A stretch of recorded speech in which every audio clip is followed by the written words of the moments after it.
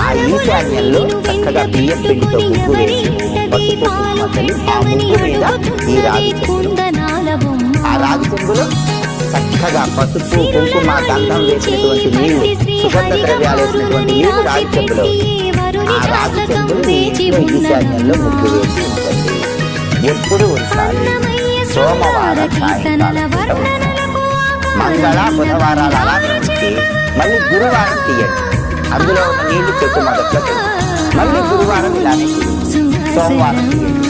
అంటే ప్రతి సోమవారము ప్రతి గురువారము రాగి చెంబులో ఉన్న నీళ్లు చెట్టు మొదట్లో పోస్తూ ఎప్పటికప్పుడు శుభ్రం చేసుకుని ఇలాంటి